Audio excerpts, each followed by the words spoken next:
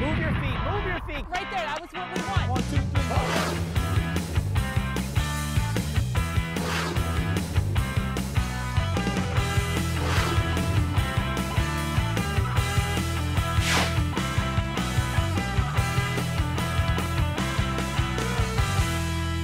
Hello everybody, welcome back to episode number 2, the Bruiser Flint Show, here at DrexelDragons.com and on YouTube.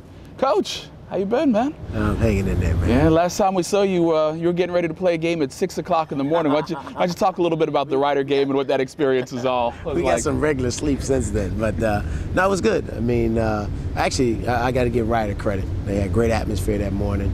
You know, we got there at 4:45, and the students were already in the building outside. So it was a great atmosphere. It was a fun time. You won the game, obviously, but having a game like that, I mean, it breaks up your schedule and it can really do some things to you. But the opportunity to play on national TV, is it, you know, does it balance out? Is it all worth it in the end? Yeah, because a lot of people got to see it, because that's that time everybody's getting up to go to work. So I got a lot of people around the country, not just in this area, that said, "Hey, man, I saw y'all on ESPN at 6 o'clock. What are you doing playing at 6 o'clock in the morning?" But it was a great time. A lot of people got to see it, and you know, it's always good to get exposure. Now, coming off the heels of that, you get on a plane, you head down to the Virgin Islands for the Paradise Jam. The basketball didn't go exactly the way you planned it, but a good experience overall? Yeah, good experience. We had a good time. The tournament did an unbelievable job with the players. You know, we had good dinners.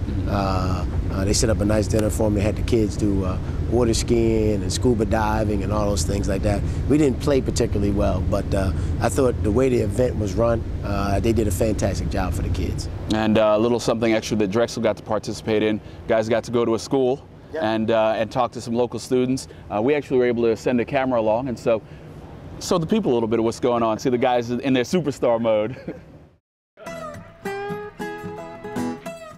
That was actually a lot of fun. I wasn't expecting like all those kids. I was expecting maybe 20 kids to come. There's probably 50 kids there. They kind of put me on the spot though, because I was the only senior, so I had to make the speech. I think I did a pretty good job of introducing our team and telling them how, you know, school is important. And you gotta have good grades to get into college. That's first and foremost. A lot of kids ask, like, were you going to the NBA? A lot of kids ask if you ever played against somebody in the NBA. What was your favorite team? A couple kids asked about school. How do you get to, from high school, how do you get to a basketball team in college? And we were all sitting in the audience with them, and they just kept asking us questions. They're like, how tall are you? What grade is he in? What position does he play? Well, I think they asked, does our coach yell at us? How do you guys handle when the coach screaming at you? And we all just started laughing, like, man, you don't know. Only if you knew. Drexel basketball loves the kids. It got crazy once we started signing shirts and giving them out. So they was giving us arms, sneakers, bags. Everyone was going wild for these prizes. We were giving out T-shirts. I mean, a couple guys took off their shirts and had them signed. It was just wild, but it was a lot of fun. Oh man, they were ecstatic. Like, it looked like a bunch of NBA players walked in there. And can I get your hat? Can I get your shirt, your rubber band? It felt good though, you know. It felt like we really made them happy. So, you know, we really enjoyed that experience. It just made us realize that we may not be famous here, but like a lot of people look up to us, and they didn't even know anything about us besides that we played basketball. You know, it was great. It was a great feeling. You know, little kids looked up to us, so they wanted to be around us a lot. They had this little handshake they did with us out there, so that was real cool. They did it like that. That's how they did their handshakes out there. I want everybody to say, let's go Drexel. Let's go Drexel. I guess they don't get a lot of basketball players, like people from other countries down there, so I mean, it was a good experience for them.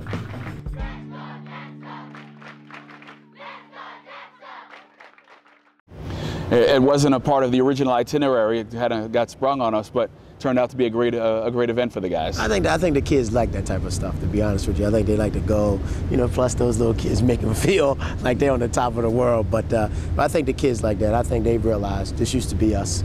And we always appreciated people coming back and doing those things for them. You know, it was a great experience for them, and I think the kids really enjoyed it. Now you get back from the VI, and then you start to turn things around and win a lot of games. No, we have. We've played well, you know, one of the things was we got a little healthy. We got healthier, and now we started not only getting healthy, but we started getting more people in practice and doing all those things like that. And people started getting back into the slots. I think the first show we had, I talked about how we had missed a lot of guys and guys just weren't comfortable. We're a little out of sync. So we started getting a lot more in sync just because we got healthier, guys started coming back, and guys started falling into the places that made them more comfortable. I think people don't realize sometimes how huge it is, not just to get a guy back on the court, but also getting him back practicing hard every day in terms of what it does for your team and how it builds it up. Not only that, not only for the team, but also for that person individually. You know, I think everybody has their role on the team. Everybody knows what they're supposed to do. This is what is expected of me. Sometimes when you shift them to other roles, it doesn't work that way. Even if it comes from going from being a junior to a senior, and all of a sudden you become the leader. You know, sometimes people don't, the kids don't, they don't always do a great job of accepting that. So, but for us, you know, we're a little out of sync. We had our 2 point guards playing out there a lot. You know, now, you know, we get Chris back full time. He starts to practice, and all of a sudden, guys start falling into the slots. We know Chris going to come in off the bench and score a lot of points for us. Now, Cooley's more of a sub for Franz instead of those guys playing that much time together. And I just think everything just started falling into place, and we started playing better basketball. Now, you had 2 of the biggest home games since you've been here, back-to-back, VCU and George Mason. Unbelievable atmosphere here at the DAC. Why don't you talk a little bit about those 2 games? After the VCU game, I said, well, we'll never have it like this again. But George Mason game was actually even better. You know what I mean? As good. I mean, the best atmosphere we probably ever had it was NC State. But I think they definitely were better than those. Both those back-to-back were better than NC State. One, because of the student turnout. You know, we've had great crowds where we've had a lot of people, but the student turnout for those 2 games were unbelievable. I think that was the biggest thing there. The student turnout made the difference. But, you know, 2 high-quality teams that we played, you know, VCU and George Mason, the 2 teams in the league that's been to the Final Four. You know, they picked us for first, George Mason, VCU right behind us, or George Mason and us and VCU. So, you know, got a chance to play 2 of the top 3 teams in the league back-to-back, national television on both games, and the students made it fun. And made it fun. We were able to win the games, which makes it even funner, makes it a lot better. But the atmosphere was incredible here, and the student turnout was unbelievable.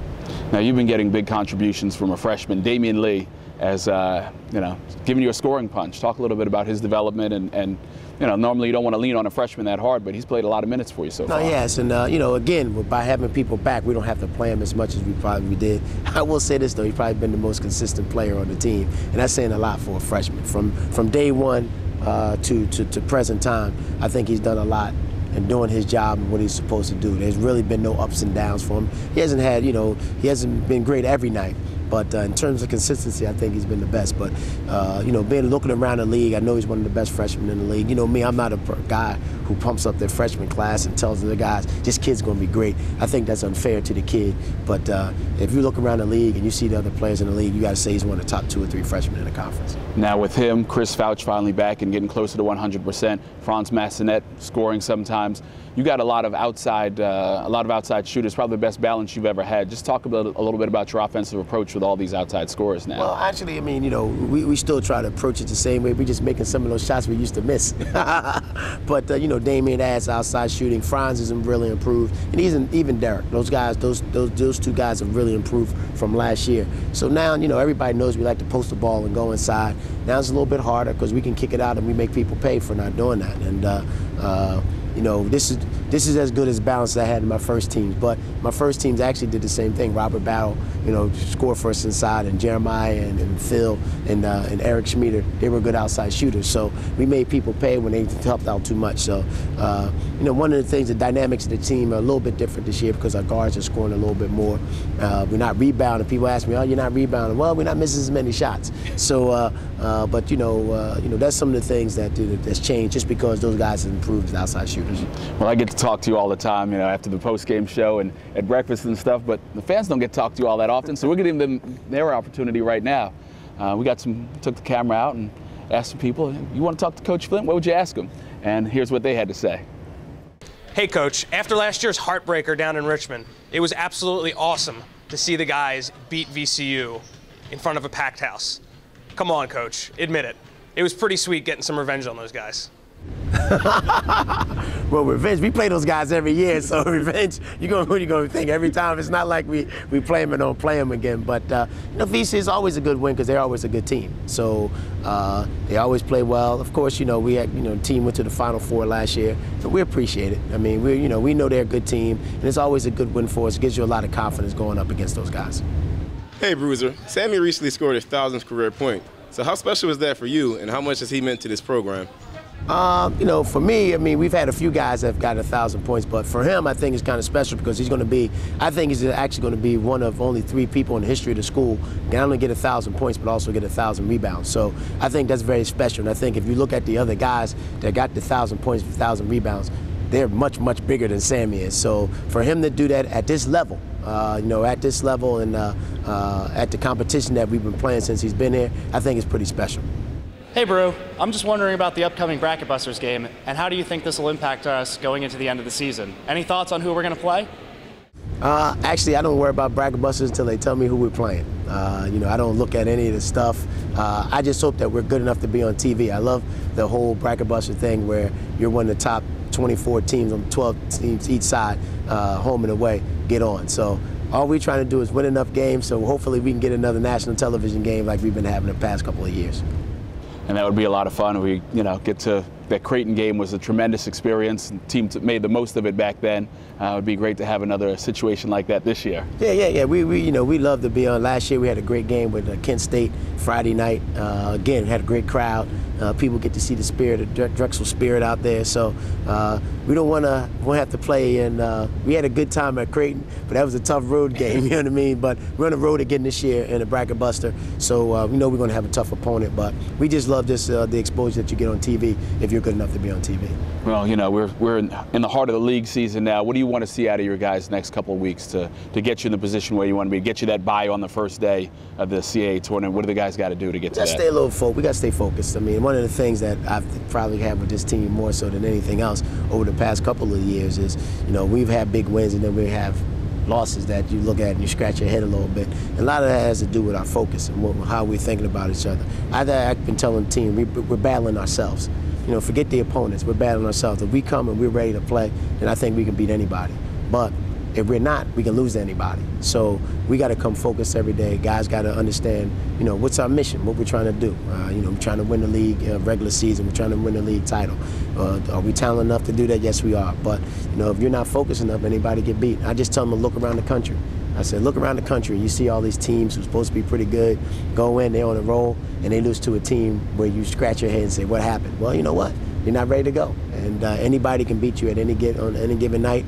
But if you're ready to play, I think we're good enough that we can handle our business. Well, Coach, good luck the rest of the way. Thanks a lot for sitting down with us. And thank you for joining us. I'm Rob Brooks. He's Bruiser Flint. This has been the Bruiser Flint Show #2. Hopefully we'll catch you down the road. Thanks a lot.